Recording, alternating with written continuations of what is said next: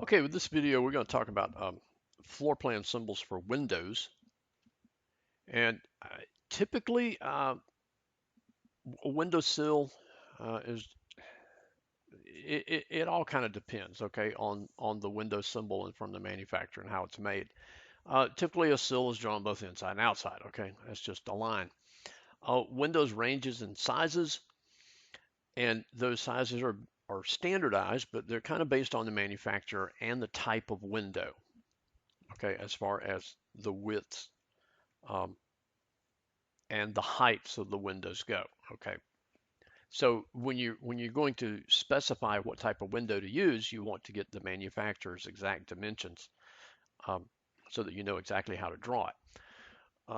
The size of the window depends on what room it's in, what's its purpose, and does it open, does it not open, things like that. So a bathroom window and a kitchen window typically are not as tall as, say, a bedroom window or a living room window. Because usually you've got countertop space or things like that underneath it. Bedroom windows have to be of a size to meet egress requirements so that it could be used as an emergency escape. So bedroom windows have to be larger. We have different types of windows. Okay, a casement window is one that you have a little hand crank, usually down at the bottom, and you can crank it out and it swings open like a door. They can be singles, they can be doubles. And we pretty much draw them as a door symbol, except for it has a sill um, line drawn through there, okay? But they can be opened up 100% of the width, so maximum ventilation through a casement window.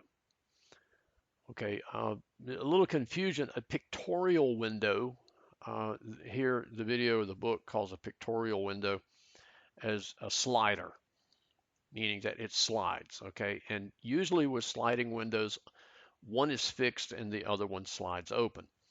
Sometimes they both will slide, but they slide horizontally in tracks. So you only get 50% opening for ventilation. Okay, an awning window, often these are, like in basements, or they may be under another picture window or something like that, or they can actually be reversed so that they tilt to the inside from the top.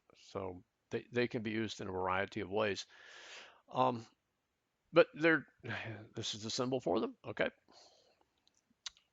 You don't quite get 100% opening. I mean, the entire glass opens, but it won't open out, perpendicular to the wall. There's a limit as to how much it will open.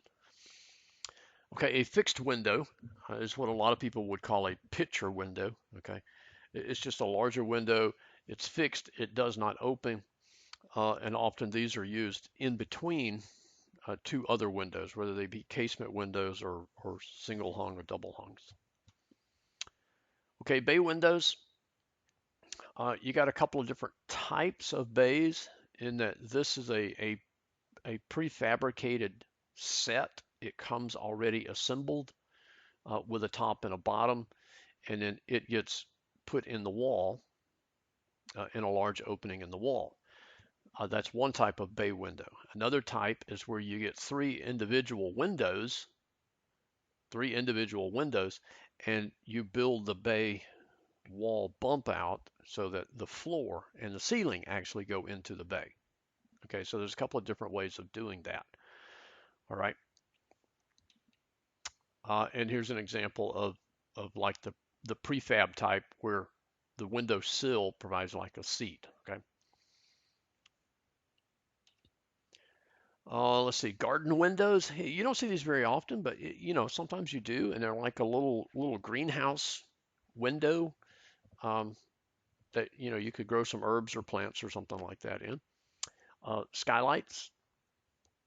There's a variety of different types of skylights, but typically we'll draw them on the floor plan as a hidden line of what the size would be.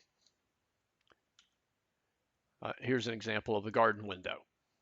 Okay, so if you really like, growing flowers or growing herbs or something like that, they're kind of nice to have over the kitchen sink area there. Okay, with all doors and windows, we're going to have a schedule. Okay, and they're similar, but they're different.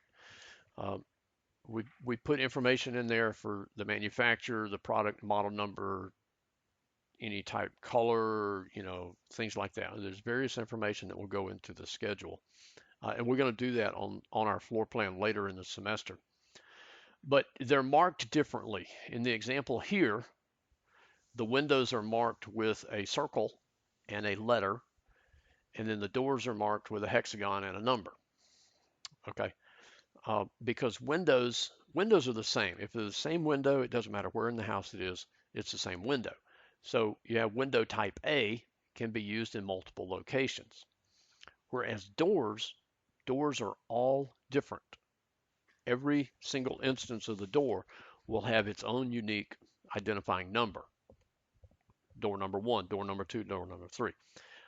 Because it's not so much critical in residential, but when you get into commercial type construction, you've got all the doors and you've got the hardware for the doors, the hinges, the lock sets, things like that, signage that may be applied to the door. So each door has its own unique identifying number.